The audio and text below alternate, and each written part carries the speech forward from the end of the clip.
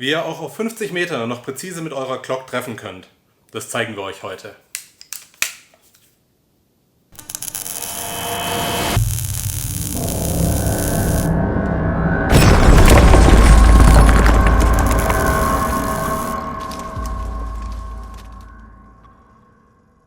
Hallo und herzlich willkommen bei Epic.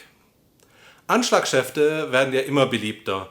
Zum einen, weil es immer mehr sportliche Disziplinen dafür gibt und zum anderen, weil man ohne Bedürfnisantrag und ohne waffenrelevantes Teil, das die WBK belastet, was Neues aus seiner Waffe machen kann, aus seiner Kurzwaffe. Wir haben uns jetzt mal angeschaut, was es da alles auf dem Markt gibt und uns den kleinsten Anschlagschaft, der gerade in Deutschland verfügbar ist, zum Testen beschafft. Das USW G17 von B&T, hier für die Glock-Reihe. Das USW 17 wiegt gerade mal 420 Gramm und ist gedacht für alle doppelreihigen, also alle Glocks mit einem doppelreihigen Magazin in den Kalibern 40 Smith & Wesson, 357 SIG und natürlich 9 mm Para. Das muss der Frame sein von der Dicke wie bei der Glock 17, deswegen auch USW G17. Es passen dann natürlich auch andere Modelle dran, jetzt zum Beispiel die 19, hier die 19X ist verbaut. Und es gibt natürlich auch noch ein anderes für die Modelle mit dem größeren, breiteren Rahmen für die 45er ACP und 10 mm, wie zum Beispiel die Glock 20. Deswegen heißt das größere Modell dann USW G20. Bevor wir mit der Glock im USW jetzt schießen können, müssen wir es erstmal natürlich einbauen. Da gibt es ein, zwei Sachen, die wir beachten müssen. Zunächst einmal, die Glock passt nur sehr, sehr eng in das USW rein, hat sehr enge Toleranzen, das ist natürlich super, weil wir da eine super Präzision haben und auch eine Wiederholgenauigkeit, wenn wir die ein- und ausbauen. Aber wir können dann keinen Backstrap verwenden. Das heißt, wenn ihr große Hände habt, dann müsst ihr, wenn ihr ein Backstrap, ein anderes dran habt, dann müsst ihr das entfernen vorher. Und dann muss als erstes die Backplate auf den Verschluss gewechselt werden. Das heißt, wir nehmen den Verschluss erstmal runter vom Griffstück, der Lauf kann aber drin bleiben, drücken dann den Schlagbolzen runter, um hinten die Backplate zu lösen. Die lässt sich dann runterschieben, da müsst ihr aufpassen, dass euch die Feder und so nicht entgegenspringt. Und dann nehmt ihr die mitgelieferte Backplate, die passt für alle Modelle, für die das USW auch passt die Backplate auch. Und die schiebt ihr dann drauf. Die ist nachher wichtig, weil da der Ladehebel dann angeschlossen wird. Wenn wir den Backplate getauscht haben, dann nehmen wir jetzt das Griffstück und schieben das in das USW rein. Zwar von innen quasi auf die Picatinny-Schiene, die quasi drinnen ist. Dazu müssen wir vorne die Schraube aufdrehen, dann schieben wir das Griffstück rein und müssen es am Ende, das ist ein bisschen federnd gelagert, nochmal reindrücken, bis hinten der Beaver-Tail, der die Hand schützt vor dem Verschluss, bis der hinten sauber einrastet. Das muss dann hinten alles ziemlich bündig aussehen. Dann können wir vorne die Schraube wieder festdrehen, dann sitzt das Griffstück schon mal fest in dem USW.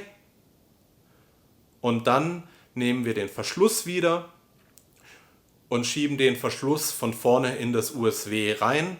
Müssen wir aufpassen, dass wir natürlich die Montagepunkte erwischen. Aber wichtig ist, nicht sofort komplett drauf schieben, sondern warten, bis die Backplate mit der Montage für den Ladehebel an der dicken Aussparung ist.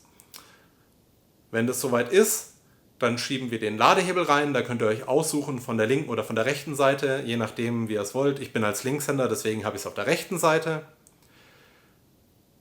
Sobald der Ladehebel drin ist, kann der Verschluss ganz nach hinten gehen. Dann könnt ihr durchladen und das USW ist fertig installiert. Wenn wir die Glock jetzt eingebaut haben ins USW, dann wollen wir natürlich damit auch schießen. Da lässt sich zuerst mal sagen, dass wir auch noch ganz normal in den Pistolenanschlag gehen können. Auch in den einhändigen. Das USW ist so leicht, dass es die Glock nicht spürbar, doch spürbar schon, aber nicht wesentlich schwerer macht. Es ist immer noch schießbar, auch einhändig.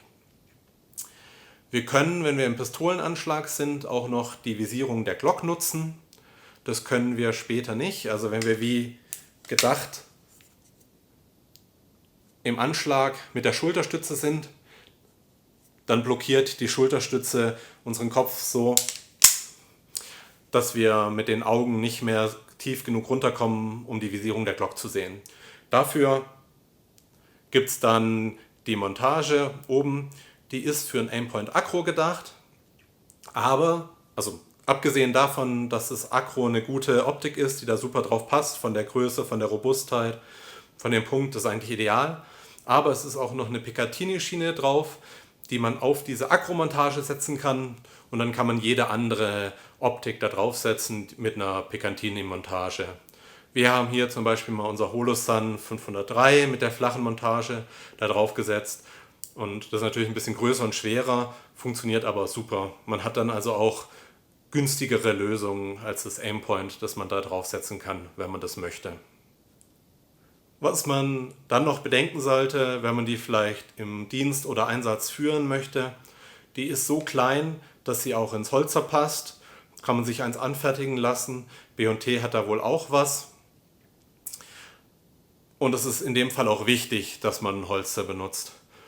Man könnte da zwar jetzt mit einem Sling arbeiten, das Problem ist natürlich, es gibt keine Sicherung, also keine externe Sicherung an der Glock. Das heißt, wenn der Abzug gezogen wird, fällt der Schuss. Daher sollte man die Glock dann immer in einem Holster transportieren. Das ist aus Sicherheitsgründen sehr wichtig. Zu den Schießergebnissen. Wir blenden hier mal Scheiben ein, die wir auf 25 Meter, war schnell geschossen, stehend freihändig. Man sieht also, die Eigenpräzision von der Glock kann man mit diesem Kit super ausnutzen. Man hat eine viel höhere Stabilität und natürlich, wenn man eine Optik benutzt, auch keine Visierfehler drin. Das heißt, man reizt die Eigenpräzision, die von der Glock auch komplett da ist, da gibt es überhaupt nichts zu sagen, kann man endlich auch vollkommen ausnutzen. Und es ist sehr wiederholgenau. Also wenn wir die rausbauen und einbauen, haben wir keine Treffpunktverlagerung entdeckt. Ist auch ziemlich logisch, wenn ihr das mal selber in der Hand hattet und eingebaut habt, dann seht ihr, wie eng die Toleranzen sind, wie eng da alles läuft. Da ist gar nicht viel Platz, dass ich da irgendwas verstellen kann. Was man dann auch in den Schussserien merkt, dass die Optik nicht wackelt im Vergleich zur Waffe, obwohl sie nicht direkt auf dem Verschluss ist. Und damit kommen wir dann auch zu unserem Fazit. Es ist vollkommen empfehlenswert. Die einzigen negativen Punkte haben wir ja schon angesprochen. Man muss die Backplate wechseln und der Umbau dauert halt 1-2 Minuten. Man kann es nicht sofort reinstecken. Dafür bekommt man einfach Vorteile, die andere Anschlagschäfte nicht haben. Es ist unglaublich klein. Man kann im Notfall die Visierung der Pistole noch benutzen, auch wenn es natürlich zu empfehlen ist, dass man eine Optik montiert, wie wir es hier jetzt auch gemacht haben. Die Qualität der Verarbeitung ist ausgezeichnet. Man kriegt Top-Schießergebnisse, einfach weil die Toleranzen so eng sind und es einfach gut passt. Und Größe und Gewicht sind so, dass man es auch wirklich mit sich führen kann. Man kann es also dauerhaft montiert lassen und die Pistole holstern. Wir haben sehr viel damit geschossen und es hat uns einfach unglaublich viel Spaß gemacht. Auch weil man dann einfach Trefferergebnisse bekommt, die man sonst mit seiner Glock vielleicht nicht hat, weil man nicht so zwingend der beste Pistolenschütze ist. Ja. So, Delle, das war's dann auch schon. Und dann noch vielen Dank an B&T, die uns das USW zum Testen zur Verfügung gestellt haben. Wir hoffen, euch hat das Video gefallen. Wenn dem so ist, dann lasst doch gerne ein Like und ein Abo da und aktiviert die Glocke.